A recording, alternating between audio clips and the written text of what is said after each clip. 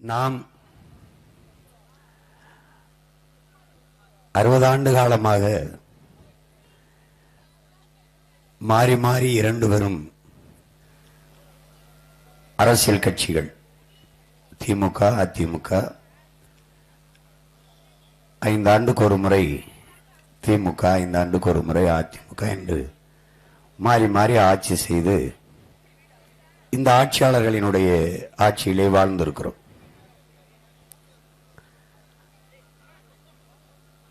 ஆனாலும் எந்த முன்னேற்றத்தையும் எந்த மாறுதலையும் நாம் கண்டதில்லை. இங்கே உங்கள் மகன் இந்த மண்ணில் காரைக்குடியில் போட்டியிடுகிறேன் என்றவுடனே ஊடகவியலாளர்கள், பத்திரிகை தொலைக்காட்சி நண்பர்கள் காரைக்குடி மக்களிடத்திலே நாங்கள் பேசுகிற போது நிறைய பிரச்சனைகளை சொல்கிறார்கள். அதற்கு நீங்கள் என்ன தீர்வு வைத்திருக்கிறீர்கள் என்று கேட்டார்கள். நான் காரைக்குடிக்கு மட்டுமான மகன் இல்லை, ஒட்டுமொத்த தமிழ் குடிக்குமான மகன். மொத்த நாட்டின் பிரச்சனைகளையும் ஒத்தை மகனாக தூக்கி சுமக்கிறேன். எல்லா போராட்டங்களிலும் நான் பங்கேற்றிருக்கிறேன். உங்களுக்கே தெரியும், காரைக்குடியில் இவ்வளவு காலம் நின்று வென்றவர்கள், அதிகாரத்தில் இருந்தவர்கள், ஆட்சியிலிருந்து இறங்கும் போது கணக்கில்லாத பிரச்சனைகளைத்தான் என் மக்களுக்கு தந்திருக்கிறார்கள் என்றால் இவர்கள் என்ன மாதிரியான ஆட்சி செய்திருக்கிறார்கள், நடத்தி இருக்கிறார்கள், மக்களுக்கென்று இவர்கள் ஆற்றிய பணி என்ன என்ற கேள்வி நமக்கு எழுகிறது. ஆட்சியிலிருந்து இறங்கும் போது தேர்தல் அறிக்கை தயாரிக்கிற காலத்தில் மக்களை சந்தித்து மக்களின் பிரச்சனை என்ன என்று கேட்கிற வழக்கத்தை இவர்கள் வைத்திருக்கிறார்கள். அப்ப 5 ஆண்டு காலம் ஆட்சியில் இருந்து மக்களுக்கு என்ன பிரச்சனை என்பதை தெரியாமலே ஆட்சி நடத்தி கொண்டிருந்தீர்களா என்ற கேள்வி நமக்கு எழுகிறது. ஆட்சியிலிருந்து இறங்குற போது மதிப்பிற்குரிய ஐயா ஸ்டாலின் அவர்கள் உங்கள் கனவு என்ன சொல்லுங்கள் என்று சொல்லுகிறார்கள். இப்போது நமக்கு என்ன சொல்ல தோன்றுகிறது, எங்களுக்கு பிரச்சனையே நீங்க தான், எங்கள் கனவு என்பதே உங்களை ஒழிப்பதுதான், உங்களை வீழ்த்துவதுதான் எங்களுக்கு ஒரே கனவு, வேற என்னவாக இருக்க முடியும்? என் அன்பு சொந்தங்களே, அறிவார்ந்த பெருமக்களே, முதலாக நான் 2006ஆம் ஆண்டு ஐயா கலைஞர் அவர்களை திமுக அவர்கள் எல்லாம் ஆதரிச்சு பேசும் வென்று வந்து 1 கிலோ அரிசி 2 ரூபாய் என்று கையெழுத்திட்டார்கள். இப்ப முன்னறிக்கையில் இருந்து கைதட்டியது நானும் ஒருவன். அதன் பிறகு அந்த ஆட்சி முடிந்து அடுத்து வரும்போது 1 கிலோ அரிசி 1 ரூபாய் என்றார்கள். அது முடிந்து அடுத்த ஆட்சி வரும்போது அந்த 1 ரூபாயும் இல்லை, இலவசம் என்றார்கள். இது எப்படிப்பட்ட வளர்ச்சி என்று என் அன்பு சொந்தங்கள் சிந்திக்கணும்.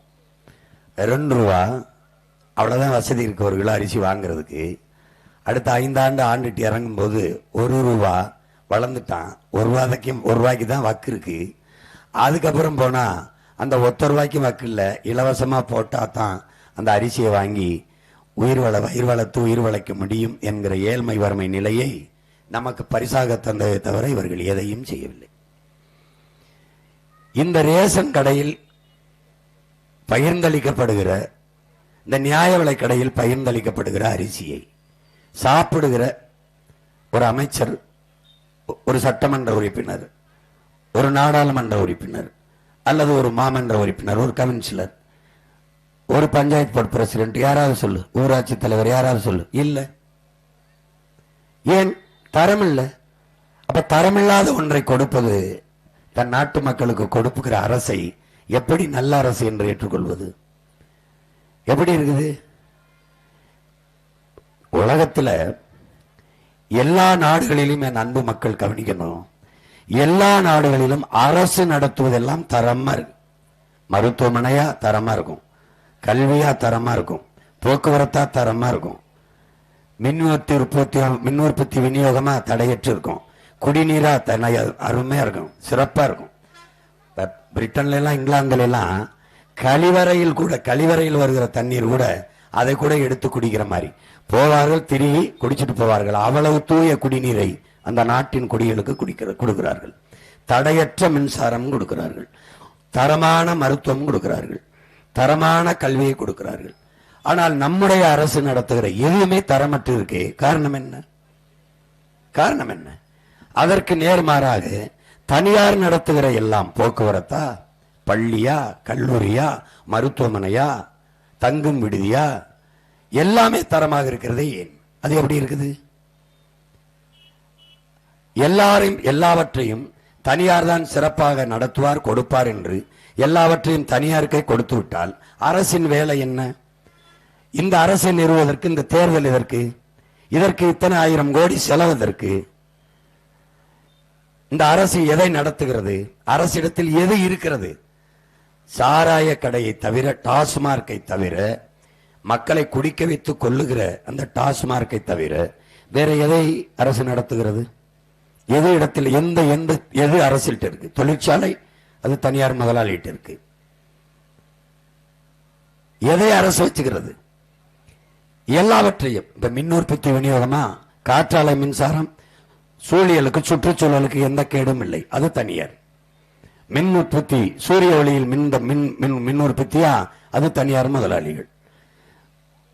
மக்களுடைய விளைநிலங்களை பலாயிரக்கணக்கில் பறிச்சு முதலாளிகளை கொடுத்து அவன்கிட்ட கமிஷனை வாங்கிட்டு கையெழுத்து போட்டு இருக்குது. அவன் தயாரித்து தருவான், அவனுக்கு காசை கட்டி வாங்கி இது நமக்கு விநியோகம் பண்ணுது. இப்ப நீங்க உதாரணமா எங்க ஊர், நம்ம ஊர் ராமநாதபுரத்துல கமுதி இருக்கு. 20 கிராமத்தை காலி பண்ணிட்டு அம்மையார் ஜெயலலிதா அவர்கள் ஆட்சியில அதானிக்கு அந்த இடத்தை எடுத்து கொடுக்குறாங்க. சூரிய ஒளியில் மின் பூங்கா அமைக்க 5000 ஏக்கரை எடுத்து கொடுக்குறாங்க. அவர் முதலீடு செஞ்சது வெறும் 4500 கோடி தான். 4500 கோடி நம்ம அரசுகிட்ட இல்லையா? அதை ஒரு முதலாளி கிட்ட கொடுத்து அந்த 5000 ஏக்கரை அவருக்கு பறிச்சு கொடுத்து அதில் அவர் உற்பத்தி செய்கிற மின்சாரத்தை ஒரு யூனிட், ஒரு அலகு மின்சாரம் 7 ரூபாய்க்கு எடுத்துக் கொள்கிறேன் என்று கையெழுத்திடுறாங்க. அப்ப மற்ற மாநிலங்களே 5 ரூபாய்க்கு தான் கொடுக்குறாப்புல. நீங்க என்ன செஞ்சிருக்கணும்?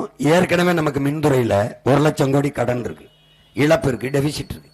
அப்போ அதே விலைக்கு நான் எடுத்துக்கிறேன்னு சொல்லணும். நிலத்தையும் கொடுத்துட்டு நிலத்தடி நீரை 2 லட்சம் லிட்டரு 3 லட்சம் லிட்டரு உறிஞ்சி கொள்ளாமல் கையெழுத்து போட்டு கொடுத்துட்டு 7 ரூபாய்க்கு மின்சாரத்தை வாங்கிக்கிறேன் என்று சொல்லி, அப்ப எப்படி மக்களுக்கு மின்சாரத்தை முறையா விநியோகிப்பீங்க? மின்சாரம் அவசியமானதுன்னு தெரிஞ்சிருச்சு. அந்த மின்சாரத்தை முதலாளிகிட்ட கொடுத்துட்டா ஒரு யூனிட் மின்சாரம் என்ன விலைக்கு கொடுக்கணும் விற்கணுங்கிறத அவன் தான் தீர்மானிப்பான். அதனாலதான் சகிக்க முடியாத மின் கட்டணம் உயர்கிறது. அந்த மின் உற்பத்தியை ஏன் அரசு தன்னகத்தில் வைத்துக் கொள்வதில்லை? என் அன்பு பெற்றோர்கள், என் அன்பு தம்பி தங்கைகள் கவனிக்கணும். நம் நாடு, நம்முடைய மாநிலம் மின்சாரத்தை வாங்குவதில் முதலீடு செய்கிறதே ஒழிய உற்பத்தியில் முதலீடு செய்வதில்லை. இப்ப 20,000 கோடிக்கு மின்சாரத்தை ஆந்திரா அல்லது கர்நாடகா அல்லது பிற மாநில முதலாளிகள்கிட்ட இருந்து வாங்குது, பர்ச்சேஸ்ல இன்வெஸ்ட் பண்ணுது. ஆனால் ப்ரொடக்ஷன்ல, உற்பத்தியில் முதலீடு செய்யல. உற்பத்தியில் முதலீடு செய்தால் நிரந்தர தீர்வுக்கு, நிலையான தீர்வுக்கு வந்துவிடும்.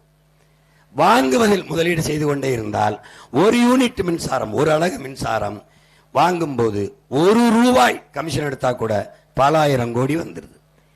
இப்ப இந்த கமிஷன் காசுக்காக உற்பத்தியில் முதலீடு செய்து ஒரு நிலையான தீர்வை எட்டாது தொடர்ச்சியா வாங்கி வாங்கி, உதாரணமா உங்களுக்கு போன பொங்கலுக்கு இலவச அரிசி 1 கிலோ, வெல்லம் 1 கிலோ இதெல்லாம் கொடுத்தாங்க.